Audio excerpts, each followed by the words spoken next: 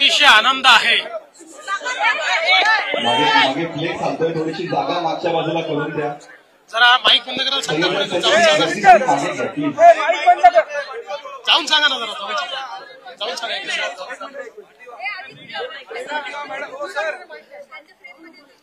मला अतिशय आनंद आहे की दिल्ली विधानसभेवर 27 वर्षानंतर भारतीय जनता पक्षाचा झेंडा रोवला गेला।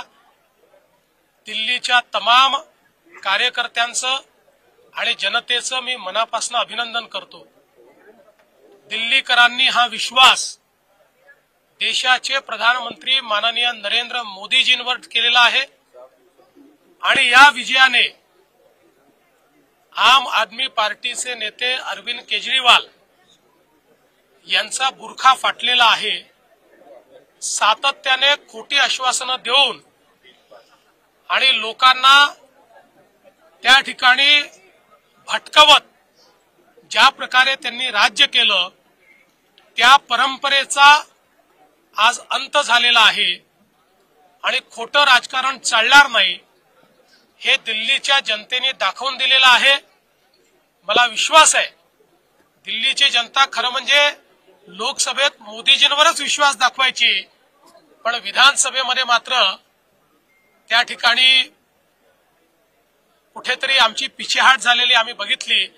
मात्र आता एक प्रचंड मोठा विजय हा दिल्लीच्या जनतेने दिलेला आहे आणि निश्चितपणे हे विकासाला दिलेलं मत आहे, मोदीजींवरच्या विश्वासाला दिलेलं मत आहे आणि भारतीय जनता पार्टीचं सरकार हे दिल्लीमध्ये लोकांच्या आशा आकांक्षा आणि अपेक्षा निश्चितपणे पूर्ण करेल।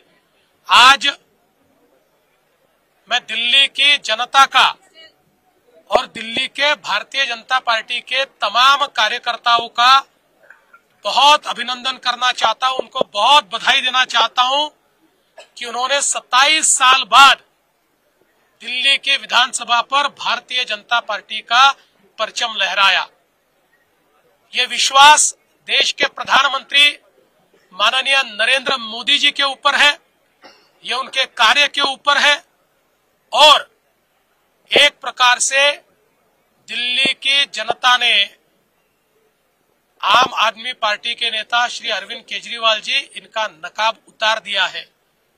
लगातार झूठ और फरेब की जो राजनीति उन्होंने की और जिस प्रकार से अन्ना हजारे जी का हाथ पकड़कर भ्रष्टाचार विरोधी आंदोलन के माध्यम से अपनी राजनीति को शुरू करते हुए वे भ्रष्टाचार के आइकॉन बने, मुझे लगता है उसका जवाब दिल्ली की जनता ने दिया है। भारतीय जनता पार्टी पर ये जो विश्वास दिल्ली की जनता ने दिखाया है, मेरा मानना है आने वाले दिनों में दिल्ली वासियों के जीवन में बीजेपी परिवर्तन लाएगी। काँग्रेसनं खातं सुद्धा खोललेलं एकत्रित मेळावा घेतलेला होता, त्याचा या निकालावर किती परिणाम झाला असं आहे की माझ्या प्रचाराचा वगैरे परिणाम याच्यावर नाही। लोकांनी मोदीजींना साथ द्यायचं ठरवलं होतं। मला एवढाच आनंद आहे की या यज्ञामध्ये एखादी समिधा आमची पण आहे आणि त्यात दिल्लीचा मराठी माणूस हा मोदीजींच्या पाठीशी उभा राहिला, याचा मला मनापासून आनंद आहे। काल राहुल गांधींनी पत्रकार परिषद घेतली, मात्र आज निकाल लागला, खातं सुद्धा काँग्रेसला दिल्लीमध्ये खोलता आलं नाही, एकही जागा काँग्रेसला आलेली नाही। मी कालच प्रतिक्रिया दिली होती, राहुल गांधींची कव्हर फायरिंग आहे। त्यांना हे लक्षात आलेलं आहे की दिल्लीमध्ये त्यांना काही मिळणार नाही, त्यामुळे आधीच राहुल गांधींनी हारल्यानंतर काय त्या ठिकाणी बहाणे सांगायचे याची तयारी काल करून ठेवली। राष्ट्रवादीचं डिपॉझिट 27 जागांवरती जप्त झाले, महाराष्ट्रातले तुमचे मित्रपक्ष आहेत, दिल्लीत मात्र त्यांना फार काही यश येताना त्यांनी प्रयत्न केला, प्रयत्न करणे काही वाईट नसतं। काल अजित पवार पुण्यामध्ये बोलले होते की धनंजय मुंडेंच्या संदर्भात जेवढी माहिती मला आहे तेवढीच माहिती मुख्यमंत्र्यांना आहे, त्यामुळे त्यांच्या बाबतचा निर्णय हे मुख्यमंत्री घेतील। तुम्हाला जी माहिती आहे त्यानुसार काय तुम्ही निर्णय घेणार? ते काय बोलले मला माहित नाही, ते काय बोलले त्यांना विचारेन मग बोले. तुमच्या म्हणण्यावर मी बोलणार असं आहे.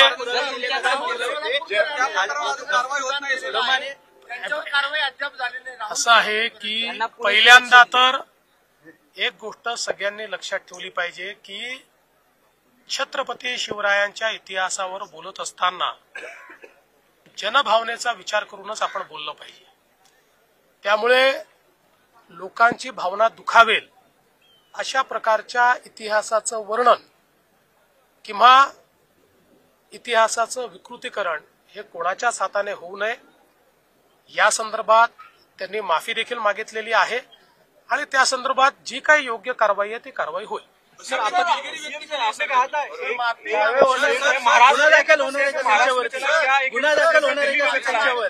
देखिए, एक है तो सेफ है, ये दिल्ली में भी चला क्योंकि पूरे देश ने लोकसभा के बाद अनुभव किया कि हम बटेंगे तो राजनीति में भी कटेंगे.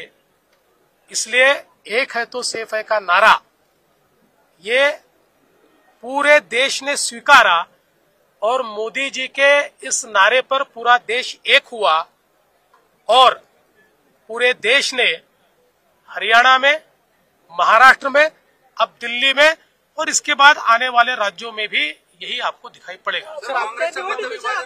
लाडक्या बहिणींचा तुम्हाला खूप फायदा झाला. त्यानंतर तुम्ही आता लाडक्या बहिणींचं जे आहे ते मागे येत आहेत, त्यातल्या लाडक्या बहिणींना पैसे परत द्यावे लागतात, त्यावरती काय? चारचाकी गाडीचा एक निकष आलेला आहे त्याच्यावर. कुठलाही नवीन निकष नाही. योजना घोषित केली त्यावेळेस जे निकष होते त्या निकषांपेक्षा वेगळं ज्यांनी अर्ज केला त्यांच्यावरच ही कारवाई होते आहे. मला आनंद आहे की आमच्या काही लाडक्या बहिणींनी स्वतः निर्णय केला की आम्ही निकषाबाहेर गेलो आहोत आणि त्यामुळे आम्ही हे या ठिकाणी सोडतो आहोत. कोणाचेही पैसे आम्ही परत घेतले नाही, परत मागणार नाही. पण आम्हीही जनतेच्या पैशाचे कस्टोडियन आहोत. आम्हालाही महालेखाकाराला म्हणजे सीएजीला उत्तर द्यावं लागतं. त्यामुळे नियमाच्या बाहेर जर कोणाला फायदा पोचत असेल तर त्याच्यावर सीएजीचं ऑब्जेक्शन येणारच आहे आणि म्हणून जे नियमाच्या बाहेर फायदा घेतायत